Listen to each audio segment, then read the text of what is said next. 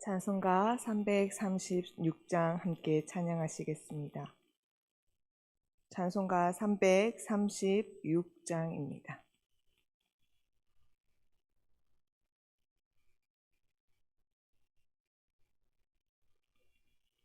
(336장) 함께 찬양하도록 하겠습니다.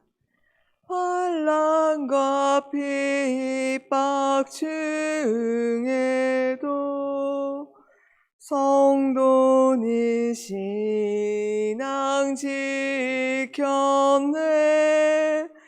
이 신앙 생각할 때에 기쁨이 충만하도다.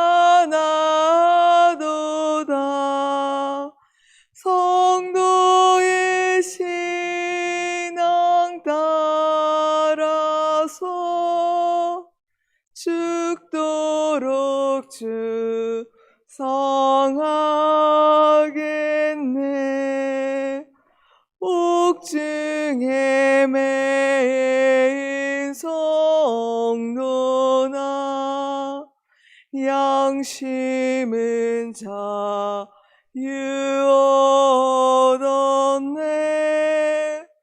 우리도 고난 받으며 죽어도 영광 되도다. 성도의 신앙 따라서 죽도록 충성하겠네.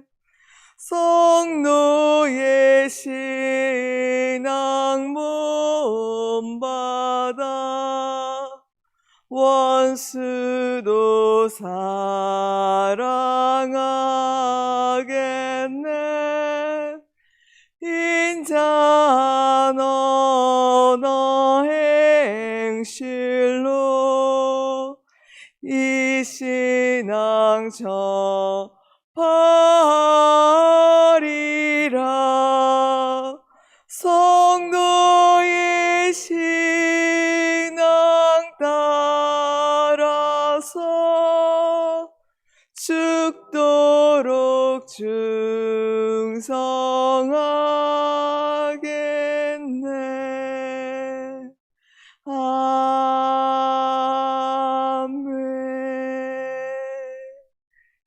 아멘.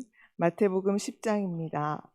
마태복음 10장 16절부터 33절까지 말씀, 마태복음 10장 16절부터 33절까지 말씀 교독하신 후에 33절은 함께 읽도록 하겠습니다. 16절입니다.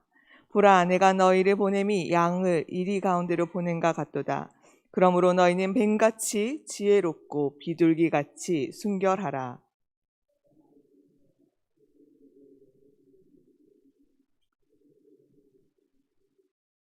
또 너희가 나로 말미암아 총독들과 임금들 앞에 끌려가리니 이는 그들과 이방인들에게 증거가 되게 하려 하심이라.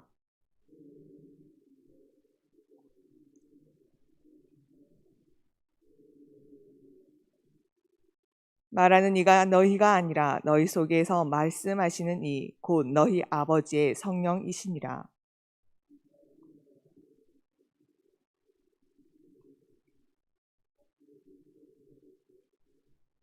또 너희가 내 이름으로 말미암아 모든 사람에게 미움을 받을 것이나 끝까지 견디는 자는 구원을 얻으리라.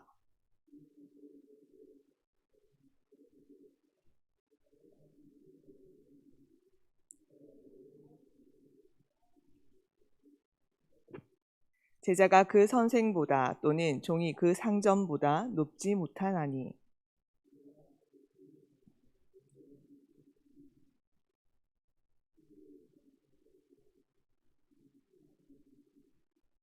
그런즉 그들을 두려워하지 말라. 감추인 것이 드러나지 않을 것이 없고 숨은 것이 알려지지 않을 것이 없느니라.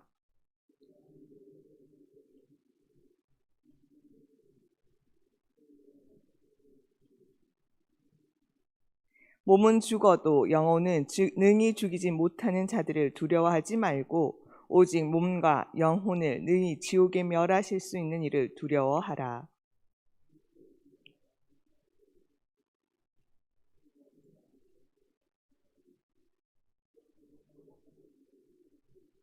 너희에게는 머리털까지 다 세신 바 되었나니 누구든지 사람 앞에서 나를 시인하면 나도 하늘에 계신 내 아버지 앞에서 그를 시인할 것이요 누구든지 사람 앞에서 나를 부인하면 나도 하늘에 계신 내 아버지 앞에서 그를 부인하리라. 아멘. 어제 함께 나눈 말씀에서는 예수님께서 12사도를 부르시고 주님을 신뢰하며 세상 앞에 당당하게 복음을 전하라고 말씀하십니다. 이렇게 우리 주님은 우리를 부르시는 분인가 동시에 우리를 보내시는 분입니다. 구원으로 우리를 부르시고 사명으로 우리를 보내주십니다. 구원의 초청으로 우리가 주의 자녀가 되었다면 사명의 순종을 통해 우리는 주님의 제자가 됩니다. 16절 말씀입니다. 보라, 내가 너희를 보냄이 양을 이리 가운데로 보낸가 같도다. 그러므로 너희는 뱀같이 지혜롭고 비둘기같이 순결하라. 예수님께서 보라, 내가 너희를 보냄이라고 말씀하십니다. 이는 세상에 복음을 내세울 때에 핍박을 받게 될 것을 예수님은 아신다라는 말씀입니다. 그렇기에 제자들이 핍박을 받을 때 이상하게 생각하지 않도록 예수님께서는 가르쳐주고 계십니다. 예수님께서는 제자들을 파송하는 것이 마치 양을 늑대에게 보내는 것과 같다고 말씀하십니다. 그렇게 예수님께서는 뱀같이 지혜롭고 비둘기같이 순결하라라고 명령하십니다. 뱀의 지혜를 제자의 삶에 적용해 본다면 냉정한 분별과 안목을 말합니다. 어디든 착하게 살면 보상해 줄 것이라는 기대를 가지고 있습니다. 우리나라 유교 정서에도 권선징악, 사필귀정이라는 말이 있듯이 말입니다. 하지만 세상의 윤리, 도덕, 질서, 목표들은 기독교가 말하는 의와 진리와는 다릅니다. 세상이 말하는 것들은 그것을 통해서 자기 자신을 치장합니다. 하지만 기독교의 의와 진리는 십자가로 드러나게 되어 있습니다. 하나님 앞에 무릎을 꿇는 것이 내가 죄인임을 알고 하나님의 영광을 드러내는 것이 인간에게 가장 가치 있는 것임을 알고 사는 것, 그것이 하나님 앞에 그 십자가로 채우며 사는 것입니다. 그러니 세상과 십자가는 결코 같이 갈 수 없을 뿐더러 세상에서 보상을 받을 수 있는 것은 더더욱 아닙니다. 그러기에 예수께서 이어서 이렇게 말씀하십니다. 너희를 공회에 넘겨주겠고 회당에서 채찍질하리라. 나로 말미암아 끌려가리라. 우리를 세상은 죄인 취급을 할 것이라고 말입니다. 21절과 22절에서는 형제가 형제를, 아버지가 자식을 죽이는 데 내주고 자식이 부모를 대적하여 죽게 하고 예수의 이름으로 말미암아 모든 사람에게 미움을 받을 것이라고 하십니다. 이는 세상이 기독교를 어떻게 적대적으로 보는지 보여주는 것입니다. 우리가 세상의 도덕을 지키고 봉사를 하고 구제를 하면 세상은 우리를 대접해 줄 것입니다. 그러나 십자가를 내세우고 하나님 앞에서 모두가 죄인인 것을 전하면 세상은 적대적으로 변하며 우리를 극렬하게 원망하고 미워할 것입니다. 이때 우리의 반응은 어떠해야 할까요? 우리의 신앙 자세는 쉽게 대접을 그리고 보상을 받을 것이라고 생각하였기에 세상의 반응 앞에서 너무나 쉽게 놀라버립니다. 하나님을 믿으면 대로가 열릴 것이라 기대를 했는데 홍해가 갈라지고 여리고 성이 무너질 것이라고 생각했는데 막상 하나님의 사람으로 살려 하니 아무도 편을 들어주지 않는다는 것이죠. 그러한 현실 앞에서 우리는 낙심하고 실망하며 교회는 다니지만 신자로 사는 것은 포기한 채 살아가게 되는 것입니다. 우리가 하나님보다 돈을 더 무서워했고 세상의 시선들을 더 무서워했음을 우리 자녀들이 보고 자랐습니다. 자녀들이 자녀를 낳고 키우며 우리보다 더 세상과 타협하여 살아가고 있습니다. 그 모습을 보고서야 뒤늦게 후회를 하고 자손들에게 어떻게든 교회에 나오라고 야단을 치고 책망을 합니다. 그것도 필요합니다. 하지만 정말 필요한 것은 하나님께 영광이 되는 것이 유일한 기쁨이 되는 삶의 본을 보여주는 것입니다. 하나님께 기쁨이 되는 것이 나의 유일한 소망이 됨을 우리 자손들에게, 우리 자녀들에게 보여주시기 바랍니다. 그런다고 자식들이 변하나? 그것은 둘째 문제입니다. 그 본을 본 적 없기 때문에 그들은 따라갈 시도조차 하지 않고 있습니다. 우리가 있는 그 자리에서 증거하는 삶을 살아내시기를 간절히 소망합니다. 예수님께서는 뱀의 지혜와 함께 비둘기의 순결을 같이 언급하십니다. 뱀처럼 지혜가 있어야 하지만 독을 뿜지 않고 순결함으로 행동해야 하는 것입니다. 제자들이 항상 기억해야 할 원리는 영민한 정치적 기술이나 그 기술이 아니라 가식 없는 순수함입니다. 비둘기와 같은 순수함이 없는 제자는 그 모습 자체로 실패를 하고 있다고 말할 수 있습니다. 오늘 말씀을 보면 세상이 우리를 죄인 취급을 하고 우리에게 적대적으로 반대할 때 예수님은 말씀하십니다. 하나님께서는 그 또한도 주를 증거하는 자리가 되게 하시겠다 말입니다. 또한 무엇을 말할까 염려하지 말라고 하십니다. 염려한다라는 헬라어는 메림나오라고 하는데 이것은 무엇을 얻어내려고 노력하고 분투하다는 의미로 야심을 말할 때 사용되어지는 용어입니다. 즉 내 힘으로, 내 짧은 머리로 나를 증명해내려고, 나를 내세우려고, 내 자존심이 안 상하려고, 내 것을 지키려고 애쓰지 말라는 것입니다. 마땅히 말할 바를 주시고 그것을 끝까지 견디는 이에게 하나님께서 구원하신다고 반드시 약속하고 계십니다. 거룩은 하나님의 것입니다. 우리는 하나님께 속한 자입니다. 그렇기에 하나님의 성품은 하나님께 속한 자의 몫이 되어야 마땅합니다. 십자가로 말미암은 하나님의 의로우심은 틀렸으니 넌 안 돼 라고 단번에 자르는 것이 아닙니다. 하나님의 의는 우리의 틀린 것을 하나님의 열심으로 기어코 옳게 만들고야 마시는 하나님의 사랑임을 기억하시기 바랍니다. 하나님의 의로우심을 닮아 이 땅의 소금이 되어주시기를 부탁합니다. 빛이 되어주시기를 기도드립니다. 그것은 목회자들이나 그러는 거야, 장로님이나 권사님이나 집사님들만 그렇게 사는 거야 라고 외면하고 핑계대며 도망치지 마십시오. 신자로서의 자리를 확보하시는 우리 성도님들의 삶이 되기를 간절히 기도드립니다. 그 길은 결코 쉬운 길이 아닙니다. 좌절할 수 있습니다. 그러나 그럴 때 우리가 무엇에 부름을 받았고 예수님과 우리의 관계가 무엇인지 확인하시기 바랍니다. 24절과 25절입니다. 제자가 그 선생보다 또는 종이 그 상전보다 높지 못하나니 제자가 그 선생 같고 종이 그 상전 같으면 조카도다. 집주인을 바알세불이라 하였거든. 그 집 사람들이랴. 우리는 예수님을 따르도록 부름 받았습니다. 그렇기에 우리는 예수님을 따르면서 닮아가면 됩니다. 주님이 귀신을 쫓아내었을 때 서기관과 바리새인은 주님이 귀신의 힘을 빌렸다고 음해하였습니다. 예수님이 마치 귀신에 속한 분인 듯 음해한 것입니다. 그러니 예수님을 따르는 제자된 우리는 그것보다 더 좋게 불릴 것이라고 기대하지 말라고 예수님은 말씀하고 계신 것입니다. 예수께서 반복해서 강조하시는 것은 예수와 제자의 그 관계와 권위입니다. 우리는 우리의 스승 예수를 닮아가도록 부름받은 자들입니다. 즉 예수께서 우리를 부르신 그 목적은 그분을 닮아가는 것입니다. 예수님처럼 사는 기대는 당연히 예수님이 겪으신 어려움이 올 수밖에 없지만 그럼에도 불구하고 예수님을 닮아가는 삶, 이런 과정에서 예수님과 같은 사귐을 갖는 것이 인생에서 가장 복된 것입니다. 26절부터 31절에서는 예수님께서 두려워하지 말라고 하십니다. 그 이유를 세 가지 들어 말씀해 주십니다. 첫째로 하나님은 숨겨진 것을 드러내심으로 두려워하지 말아야 합니다. 26절과 27절 함께 읽도록 하겠습니다.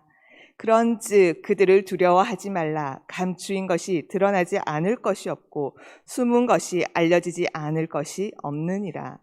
내가 너희에게 어두운 데서 이르는 것을 광명한 데서 말하며 너희가 귓속말로 듣는 것을 집 위에서 전파하라.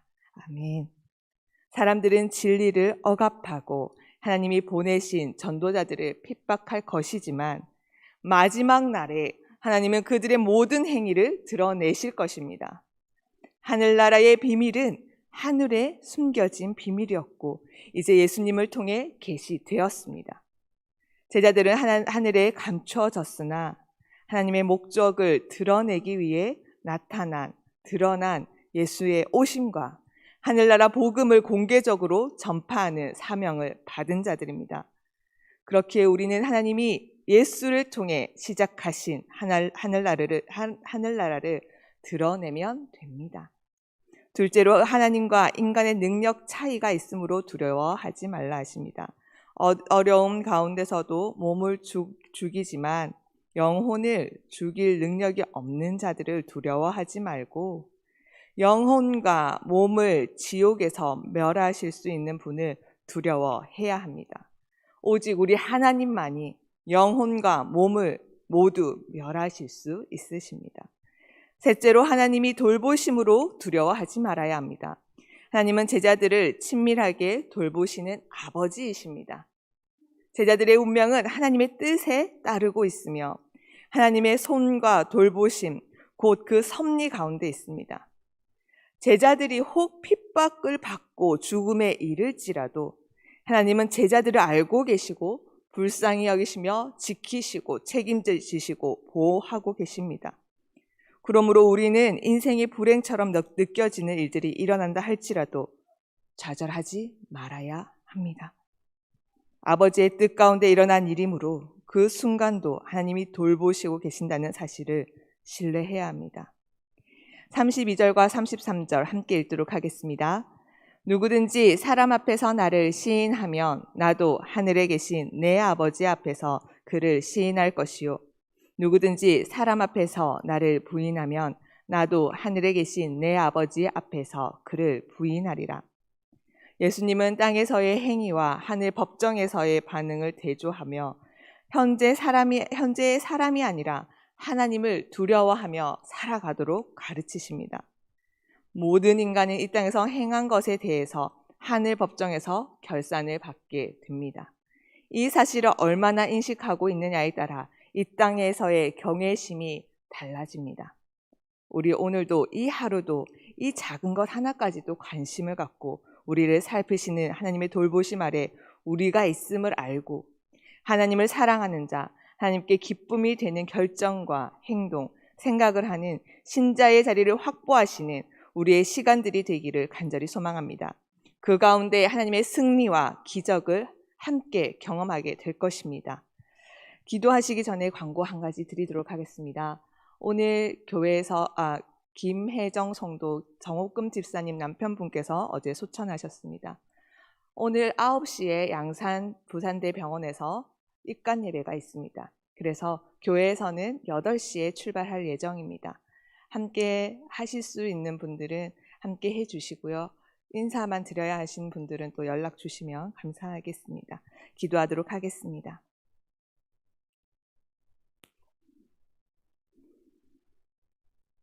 보라, 내가 너희를 보냄이 양을 이리 가운데로 보낸가 같도다. 그러므로 너희는 뱀같이 지혜롭고 비둘기같이 순결하라. 아멘. 주님, 그렇습니다. 하나님께서는 우리가 어떠한 세상에서 살아가야 할지 이미 다 아셨습니다. 그러함에도 우리를 이 땅 가운데 주의 증인으로 보내주십니다. 그저 알아서 살아라 라고 보내주시는 것이 아니라 어떻게 우리를 책임져 주고 계시며 어떻게 우리를 지키시고 계시고 어떻게 하나님의 하나님 되심을 증거하고 계시는지 알려주시며 두려워하지 말라고, 염려하지 말라고 말씀해 주십니다. 아멘. 주님, 그렇습니다. 우리가 이 땅에서 증인으로 살기를, 제자로 살기를 포기하지 않는 자 되게 하여 주시옵소서. 그 어디서부터가 아니라 바로 우리 가장 가까운 가정에서부터 하나님의 말씀을 깨달아 살아낼 수 있는 힘을 허락하여 주시옵소서. 우리 이웃들 앞에서, 우리 직장 동료들 앞에서 하나님의 하나님 되심을, 그 십자가를 삶으로 증거하는 자 되게 하여 주시옵소서. 하나님, 혹 그것으로 인하여 우리가 이유 없는, 까닭 없는 피해를, 아픔을 겪어야 한다 할지라도 담대히, 당당히 하나님을 드러내는 자 되게 하여 주시옵소서. 우리 머리털 하나도 세신 바 되신 그 하나님의 사랑을 알아 그 두려움 염려 없이 끝까지 이 씨름 주님 앞에 서는 그날까지 달려가기 원하오니 때때마다 시마다 은혜 베풀어 주시옵소서. 주님, 지금 우리 교회 안에 아프신 성도님들 많이 계십니다. 어린 아이에서부터 노년에 이르기까지 여러 모양으로 몸이 힘듭니다. 그 시간 하나님께서 지켜주시고 계심을 기억합니다. 하나님께서 힘을 더하여 주시고 그 시간 마음이 너무나도 떨어집니다. 그 마음 하나님 안에서 위로 얻고 새 힘 얻는 회복하는 시간 되게 하여 주시옵소서. 옆에서 간호하는 가족들에게 또한 하나님의 사랑을 허락하여 주시고 그 섬김 통하여서 하나님의 사랑을 깨닫게 은혜를 베풀어 주시옵소서. 우리가 서로를 돌아봄을 통하여서 하나님의 사랑을 실천하고 경험하기를 소망합니다. 감사드리며 이 모든 건 예수님 이름으로 기도드립니다. 아멘. 하늘에 계신 우리 아버지, 아버지의 이름을 거룩하게 하시며 아버지의 나라가 오게 하시며 아버지의 뜻이 하늘에서와 같이 땅에서도 이루어지게 하소서. 오늘 우리에게 일용할 양식을 주시고 우리가 우리에게 잘못한 사람을 용서하여 준 것 같이 우리 죄를 용서하여 주시고 우리를 시험에 빠지지 않게 하시고 악에서 구하소서. 나라와 권능과 영광이 영원히 아버지의 것입니다. 아멘.